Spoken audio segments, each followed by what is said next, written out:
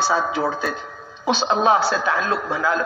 آج تک جو کچھ ہمیں ملا اور جو اب مل رہا ہے اور جو قیامت تک ملے گا وہ اللہ جل شانہ کی طرف، اور کوئی دے ہی نہیں سکتا، اور کوئی دے ہی نہیں سکتا۔ یہ روزی اللہ ہمیں دیتے ہیں، یہ روزی اللہ دیتے ہیں۔ نحن نرزقکم وإیاہم، تمہاری اولادوں کو تم روزی نہیں دیتے۔ کتنی جگہ قرآن پاک میں فرمایا تم اپنی اولادوں کو روزی نہیں دیتے، تمہاری اولادوں کو تو ہم روزی دیتے ہیں، تمہیں بھی ہم روزی دیتے ہیں۔ ان چوپایوں کو دیکھ لو، وَكَأَيٍّ مِّن دَابَّةٍ لَّا تَحْمِلُ رِزْقَهَا اللَّهُ يَرْزُقُهَا وَإِيَّاكُمْ، یہ چوپائے اپنی روزی اٹھا کر ساتھ نہیں پھرتے، ان کو اللہ روزی دیتے ہیں، تمہیں بھی اللہ روزی دیتے ہیں۔ اگر ہم تمہیں زمین اور آسمان سے روزی دینا بند کر دیں تو اللہ کے علاوہ تمہیں کون روزی دے سکتا ہے؟ ایک دانہ بھی نہیں ملے گا۔ یہ پانی بادلوں سے ہم برساتے ہیں، پھر اس سے زمین کو پھاڑتے ہیں۔ فَأَنبَتْنَا فِيهَا حَبًّا وَعِنَبًا وَقَضْبًا وَزَيْتُونًا وَنَخْلًا وَحَدَائِقَ غُلْبًا وَفَاكِهَةً وَأَبًّا مَتَاعًا لَكُمْ وَلِأَنْعَامِكُمْ، یہ ہم نے تمہارے اور تمہارے جانوروں کے لیے یہ سارے سامان، یہ ساری سبزیاں، یہ سارے درخت، یہ سب کچھ اللہ نے اگایا۔ یہ غلے اللہ اگاتے ہیں، یہ پانی اللہ بناتے ہیں۔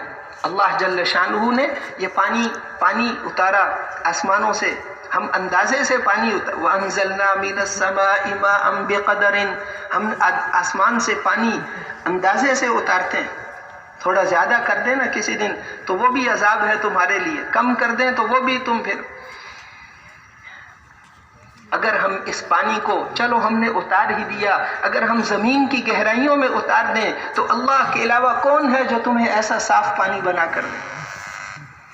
ایک کافر نے یہ آیت سنی تو اس نے کہا کہ ہم مشینوں سے نکال لیں گے۔ اللہ نے اس کی آنکھوں کا پانی خشک کر دیا، اب نکال کے دکھاؤ۔ انسان تو بہت کمزور ہے، اس کائنات میں اسی کا حکم چلتا ہے، اسی کا حکم چلتا ہے، پیدا بھی اسی نے کیا اور دوبارہ زندہ بھی وہی کریں گے۔ قُلْ إِنَّ الْأَوَّلِينَ وَالْآخِرِينَ، تمہارے اگلے اور تمہارے پچھلے ان ساروں کو ہم قیامت کے دن جمع کریں گے۔ سارے انسانوں کو 7 ارب سے زیادہ تو اس وقت ہیں، 8 ارب کے قریب، اور پھر کتنے دنیا سے چلے گئے اور کتنے قیامت تک آئیں گے۔ ساری دنیا کے انسان اور بادشاہ مل کر ایک مردے کو زندہ نہیں کر سکتے، اور اللہ ان سارے مردوں کو زندہ کریں گے۔ کتنی دیر لگے گی؟ اور میں آنکھ بند کر کے کھولنے میں دیر لگتی ہے، ہمارے حکم کے پورا ہونے میں اتنی دیر بھی نہیں لگی۔ قُلْ إِنَّ الْأَوَّلِينَ وَالْآخِرِينَ لَمَجْمُوعُونَ إِلَى مِيقَاتِ يَوْمٍ مَّعْلُومٍ، تمہارے اگلے اور تمہارے پچھلے یہ سارے میدان محشر میں جمع ہوں گے۔ کتنی دیر لگے گی؟ وَمَا أَمْرُنَا إِلَّا وَاحِدَةٌ كَلَمْحٍ بِالْبَصَرِ، آنکھ بند کر کے کھولنے سے پہلے ہم ان سب کو، اللہ جل شانہ سب کو زندہ کریں گے، پھر ان ساروں سے حساب کتاب لیں گے۔ پہلے تو حساب جب شروع نہیں ہوگا تو ساری دنیا کے انسان چل چل کے نبیوں کے پاس جائیں گے کہ ہماری سفارش کیجئے، سورج اتنا قریب ہے، ہم پسینے میں، ہمیں چاہے جہنم میں ڈال دو، ان کو تو وہاں کا پتہ نہیں، اس لیے کہیں گے ہمیں بھلا جہنم میں پھینک دو، یہاں سے نکال دو۔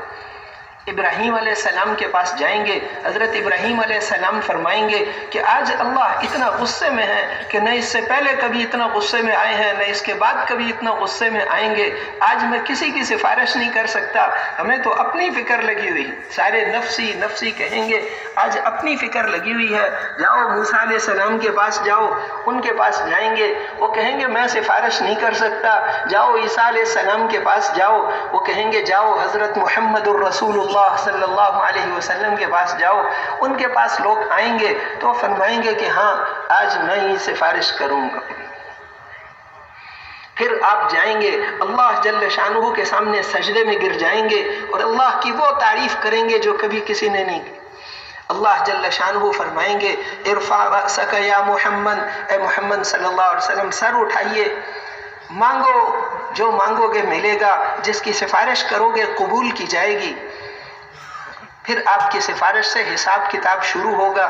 تو میرے محترم بھائیوں اور دوستو، اللہ کر رہے ہیں، اس وقت بھی جو کچھ ہو رہا ہے اللہ کر رہے ہیں، اور جو قیامت تک ہوگا اللہ کریں گے۔ ما شاء اللہ کان وما لم یشأ لم یکن، جو اللہ چاہتے ہیں وہ ہوتا ہے، اور جو اللہ نہیں چاہتے وہ نہیں ہوتا۔ کسی آدمی کی حفاظت کے ہزاروں سامان ہوں، بے شمار باڈی گارڈ اس کے پاس ہوں، دنیا کا جدید ترین اسلحہ ان کے پاس ہو، اللہ اس کو مارنے کا ارادہ کر لیں تو اس کا اپنا باڈی گارڈ اس کو گولی مارے گا جو اپنی جان پر کھیل کر اس کو بچاتا تھا، اس لیے کہ اس کائنات کا ہر ذرہ وہ کرتا ہے جو اللہ چاہتے ہیں، وہ نہیں کرتا جو انسان چاہتے ہیں۔ کسی کی موت کے ہزاروں سامان ہو اور اللہ اس کی حفاظت کرنا چاہیں تو موت کے سامان اس کی حفاظت کا ذریعہ بنیں گے، اس لیے کہ ہر ذرہ وہ کرتا ہے جو اللہ چاہتے ہیں۔ اس اللہ سے تعلق بنا لو۔ حضور صلی اللہ علیہ وسلم طائف سے واپس تشریف لا رہے تھے، کئی میل پتھر مارے، پھر آپ نے جب باغ میں پناہ لی تو اس وقت آپ نے کہا کہ اے اللہ، آپ نے مجھے کن دشمنوں کے حوالے کر دیا جو مجھے دیکھ کر تر شروع ہوتے ہیں، مکے والے بھی میرے دشمن، طائف والے بھی میرے دشمن، کیونکہ ابو سفیان سے واپسی پر پناہ مانگی کہ مکے میں داخل ہونے کے لیے پناہ دے دو، اس نے کہا نہیں دیتا۔ مکے والے داخل نہیں ہونے دیتے، یہاں والوں نے جن سے بڑی امیدیں لے کر گئے تھے کہ طائف والوں نے اگر بات قبول کر لی تو وہ ایک بڑی جماعت ہے، انہوں نے بھی کیا کیا، اب ان سے بھی امیدیں ختم، یہ بھی میرے دشمن ہیں۔ پھر آپ نے عرض کیا کہ اے اللہ، اگر آپ مجھ سے راضی ہیں تو مجھے انسانوں میں سے کسی کی بھی پرواہ نہیں، اور اگر آپ ناراض ہو گئے تو آپ کے چہرے کے اس نور کی قسم جس کے طفیل ساری اندھیریاں روشن ہو جاتی ہیں اور جس سے انسانوں کے دنیا اور آخرت کے سارے کام سنور جاتے ہیں، اے اللہ آپ کو راضی کرنا ضروری ہے، جب تک کہ آپ راضی نہ ہو جائیں۔ وَلَكَ الْعُتْبَى حَتَّى تَرْضَى وَلَكَ الْعُتْبَى حَتَّى تَرْضَى، اے اللہ آپ کو راضی کرنا ضروری ہے جب تک کہ آپ راضی نہ ہو جائیں۔ آپ نے ارشاد فرمایا جو لوگوں کو خوش کرنے کے لیے اللہ کو ناراض کرے گا، اس نے اللہ کو تو ناراض کر دیا، یہ لوگ بھی آگے جا کر اس کے دشمن بنیں گے، اور جس نے اللہ کو خوش کرنے کے لیے لوگوں کو ناراض کر دیا، اللہ جل شانہ اس کے لیے سب کی طرف سے کافی ہے۔ اللہ کو راضی کرنا ہر حکم میں اللہ کو راضی کرنا، جیسے ایک حکم ہے پردہ کرنا، شرعی پردہ اگر ہم شروع کر دیں اس کی کیا رحمتیں اور برکتیں ہیں ہم تصور بھی نہیں کر سکتے۔ خالہ زاد بہن، پھوپھی زاد، ماموں زاد، چچا زاد، ان سب سے پردہ واجب ہے، ضروری ہے۔ چچا زاد، خالہ زاد، پھوپھی زاد، ماموں زاد، یہ جتنے زاد ہیں سب سے، بہنوئی نندوئی، عورت کے لیے اپنے بہنوئی سے، نندوئی سے، دیور سے، جیٹھ سے، آپ نے فرمایا کہ دیور تو موت ہے، موت کی طرح خطرناک۔ پردہ پھوپھا سے یہ سارے جن سے پردہ ضروری ہے۔ اب اگر وہ رشتہ دار دیندار نہیں ہوتے تو وہ عورت کو کہتے ہیں کہ اگر تم پردہ نہیں کرو گی، اگر ہم سے پردہ کرو گی ہم ناراض ہو جائیں گے، ہم تمہارے گھر میں نہیں آئیں گے، 100 دفعہ نہ ہو۔ وہ کہتے ہیں کہ اگر پردہ کرو گی تو ہم تمہارے گھر میں نہیں آئیں گے، اور اللہ کہہ رہے ہیں کہ اگر پردہ نہیں کرے گی تو میں ناراض ہو جاؤں گا۔ پردہ نہیں کرو گی اللہ ناراض ہوتے ہیں، اور پردہ کرو گے تو رشتہ دار ناراض ہوتے ہیں۔ اب دیکھ لو کس کو کرنا ہے۔ حضور نے فرمایا جس نے لوگوں کو خوش کرنے کے لیے اللہ کو ناراض کیا یہ بھی آگے جا کر اس کے دشمن بنیں گے، اور جس نے اللہ کو خوش کرنے کے لیے لوگوں کو ناراض کر دیا اللہ اس کے لیے کافی ہے، اللہ اس کے لیے سب کی طرف سے کافی۔ اس اللہ کو ساتھ لے لو، وہ سب کی طرف سے کافی ہے۔ تو اس لیے اللہ کو راضی کرنا ہر حال میں، وہ قدرت والے اللہ جس نے یہ سارا کچھ بنایا، سورج نکالتے ہیں روزانہ اور رات لاتے ہیں، یہ خود بخود نہیں ہوتا۔ ہمیں کوئی آدمی نوکری دے دے اس کی ہم ساری زندگی اس کا احسان نہیں بھولتے، اس نے ہمیں پیدا تو نہیں کیا، اللہ نے تو ہمیں پیدا کیا ہے، ہم تھے ہی نہیں۔ ماں اپنے پیٹ میں بچے کو نہیں بناتی، اللہ بناتے ہیں۔ ثم خلقنا النطفة علقة فخلقنا العلقة مضغة فخلقنا المضغة عظاما فكسونا العظام لحما ثم انشأناه خلقا آخر فتبارك الله احسن الخالقين۔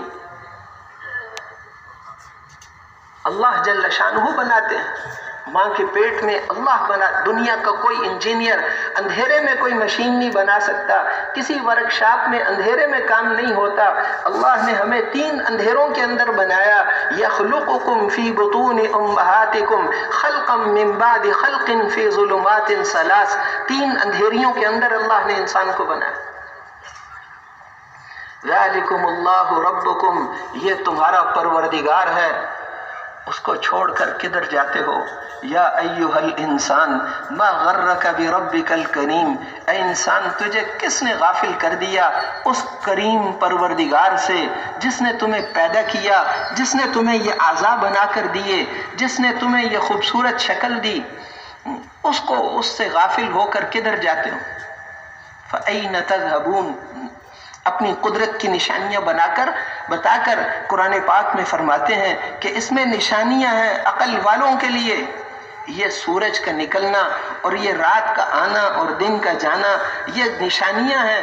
ان فی خلق السماوات والارض، آسمانوں اور زمینوں کے بنانے میں اور رات اور دن کے آنے جانے میں ایمان والوں کے لیے نشانیاں ہیں. ایمان والوں کے لیے نشانیاں ہیں.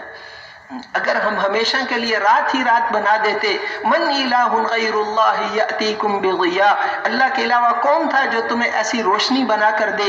اور اگر ہم ہمیشہ کے لیے دن ہی دن بنا دیتے، من الہ غیر اللہ یأتیکم بلیل تسکنون فی، اللہ کے علاوہ کون ہے جو تمہیں ایسی سکون والی رات بنا کر دے؟ وَمِن رَحْمَتِهِ جَعَلَ لَكُمُ اللَّيْلَ وَالنَّهَارَ، محض اپنے فضل و کرم سے اس نے رات اور دن بنائے تاکہ دن کو اللہ کی روزی کو تلاش کرو اور رات کو آرام کر سکو. یہ اللہ نے محض اپنے فضل و کرم سے بنا. یہ سورج 6 لاکھ میل فی گھنٹہ کی رفتار سے چل رہا ہے اور قطب شمالی میں جاتا ہے تو ادھر 6 مہینے رات اور ادھر 6 مہینے دن، اور درمیان والے ملکوں میں کہیں 16 گھنٹے کا دن، کہیں 10 گھنٹے کا دن. یہ اس کی قدرت کی نشانیاں ہیں. وَالشَّمْسُ تَجْرِي لِمُسْتَقَرٍّ لَهَا، یہ سورج اپنے محور میں چل رہا ہے. ذَلِكَ تَقْدِيرُ الْعَزِيزِ الْعَلِيمِ، یہ اس قدرت اور غالب ذات کی کاریگریاں ہیں. اللہ جل شانہ فرماتے ہیں کہ یہ سورج اور چاند ایک دوسرے سے ٹکرا نہیں سکتے اور یہ رات اور دن کا نظام آگے پیچھے نہیں ہو سکتا، اس لیے کہ یہ اللہ کا بنایا ہوا نظام ہے. اللہ جل شانہ کرتے ہیں، اللہ جل شانہ نے یہ نعمتیں ہمیں دی ہیں. اس لیے میرے محترم بھائیوں اور دوستوں، سب سے بڑی نعمت دین ہے، ایمان ہے. حجۃ الوداع کے دن حضور صلی اللہ علیہ وسلم نے قصوہ اونٹنی پر، وہ اتنی خوشی میں آپ کی سواری سے خوش ایسے دوڑتی تھی کہ آپ کو اسے کھینچ کے رکھنا پڑتا، اس کے لگام کو کھینچ کر رکھتے تھے تاکہ زیادہ تیز نہ جائے. پھر جب اونچائی آتی تھی تو اس کو چھوڑ دیتے تھے. اس وقت یہ آیتیں نازل ہوئیں، الیوم اکملت لکم دینکم، تو وہ اونٹنی نیچے بیٹھ گئی. اس بوجھ کو وہ اونٹنی برداشت نہیں کر سکتی. سخت سردیوں میں وہی نازل ہوتی تھی تو چہرے مبارک پہ پسینہ آ جاتا تھا.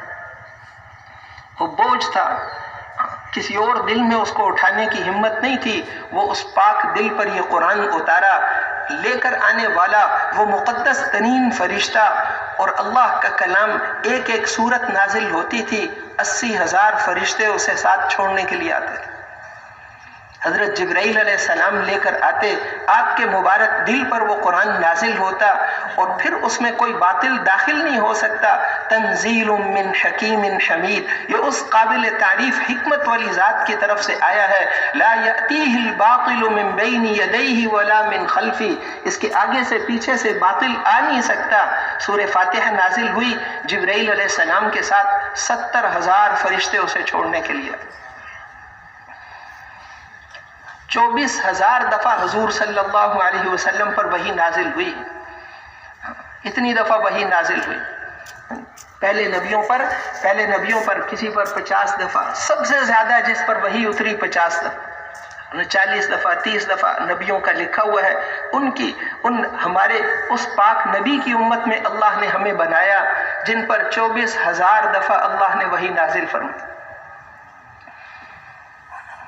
اور اللہ جل شانہ نے اپنے پاس بلا کر یہ نماز دی. اس قدرت والی ذات نے، جیسے سورج نکلتا ہے کروڑوں میل دور یہ سورج 1 سیکنڈ میں اس کی شعاع زمین پر آتی ہے، وہ قدرت والے اللہ راتوں رات آپ کو مسجد حرام سے مسجد اقصیٰ میں لے گئے، اس پاک ذات کو پاک جگہ سے سفر شروع کرایا، حطیم میں لے کر آئے فرشتے، حطیم میں جبرائیل علیہ السلام، میکائیل علیہ السلام، خانہ کعبہ کے ساتھ جو گول حصہ ہے وہاں پر لے کر آئے، اور پھر وہاں سے سفر شروع کیا ہے براق پر، کہ اس کا پہلا قدم ہی جہاں تک نظر جاتی ہے وہاں پر پڑتا ہے۔ بیت المقدس میں سارے نبیوں کی امامت کرائی، وہاں پہنچ کر ایک وہاں پتھر تھا جس کے ساتھ انبیاء علیہ السلام، اس کے ساتھ ایک کنڈا سا تھا، وہاں اپنی سواریاں باندھا کرتے، اس میں مٹی تھی، جبرائیل علیہ السلام نے اس کو صاف کر کے اس سے آپ کی سواری کو باندھا، اور آپ نے نبیوں کی امامت کرائی کہ ہر نبی اپنی امت کا امام ہوتا ہے،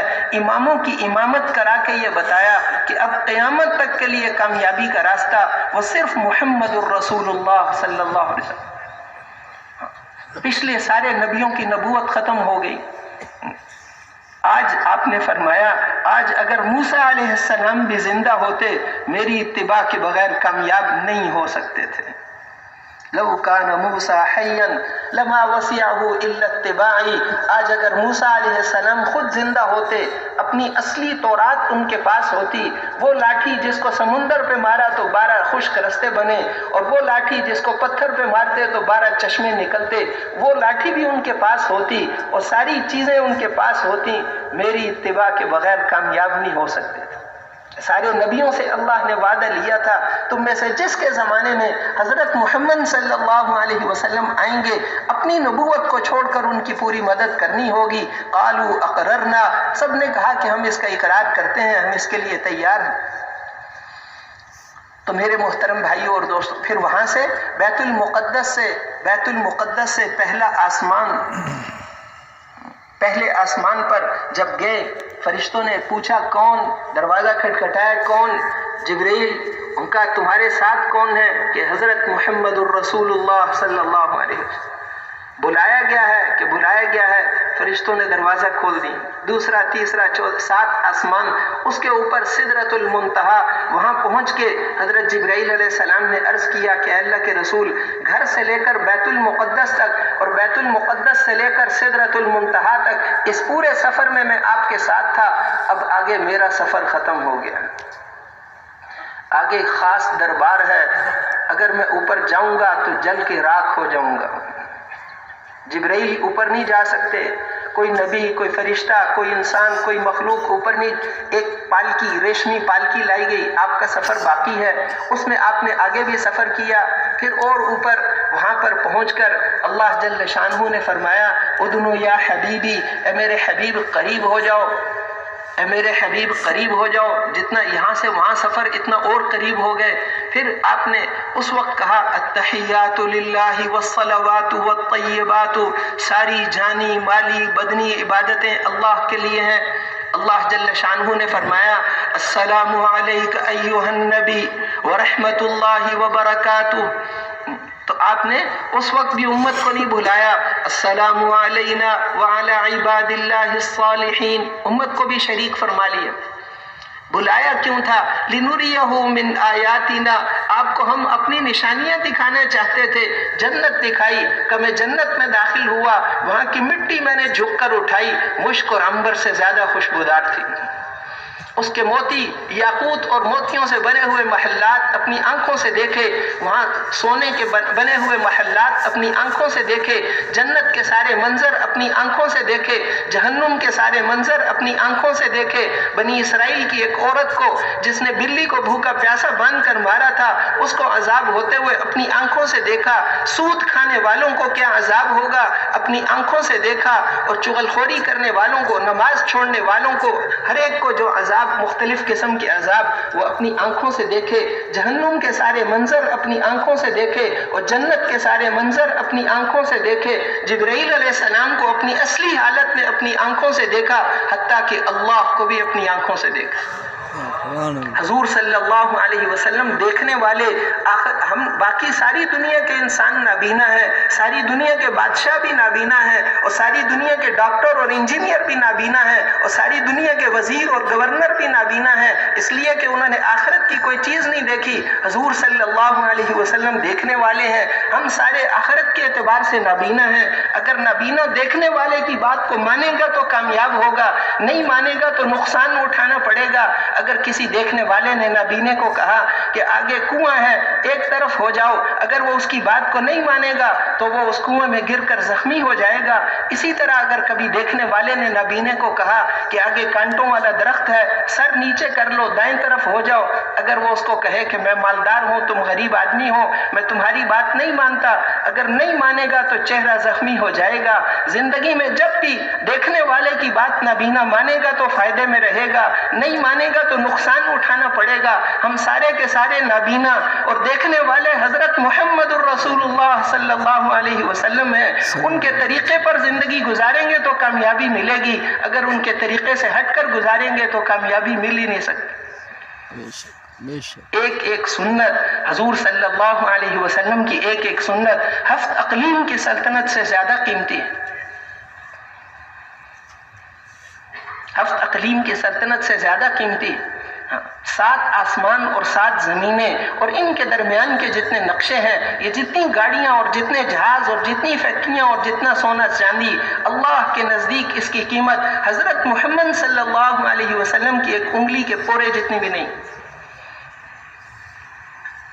ایک استنجا سنت کے مطابق کر لو، بیت الخلاء میں بایاں پاؤں پہلے رکھنا ہے، نکلتے ہوئے دایاں پاؤں باہر نکالنا ہے۔ ابن عربی ایک امام ہے، انہوں نے لکھا ہے کہ استنجا سنت کے مطابق کرنے سے اللہ اتنا نور دیتے ہیں جتنا نور سورج اور چاند میں بھی نہیں۔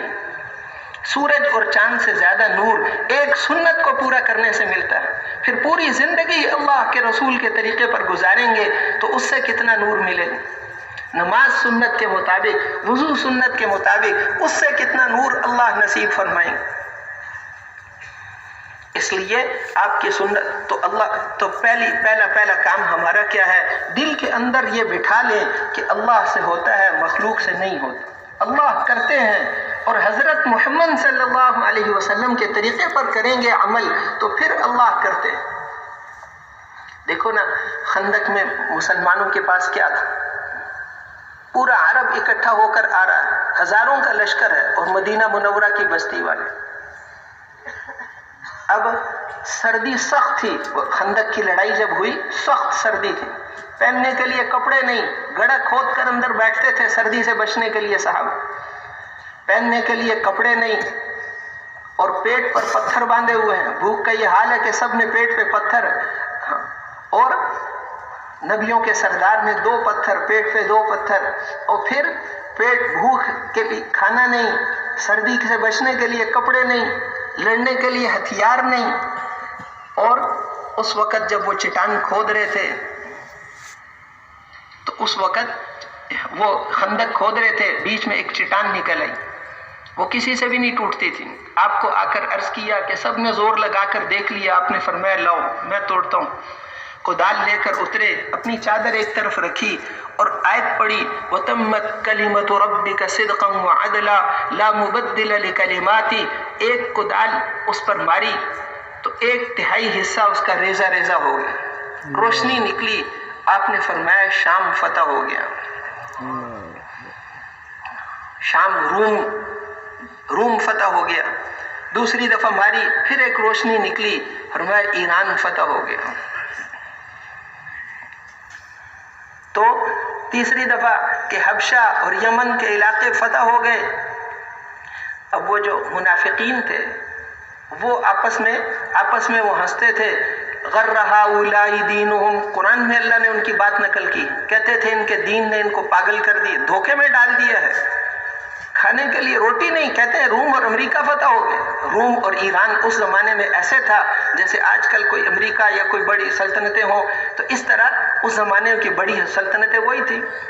روم اور ایران میں، امریکہ وغیرہ میں اس وقت کوئی آبادی نہیں تھی کہ وہ تو آپ اس پر خوشخبری سنا رہے ہیں وہ کہتے تھے غر ہؤلاء دینہم، ان کے دین نے ان کو دھوکے میں ڈال دیا. لیکن صحابہ کی حالت کیا تھی؟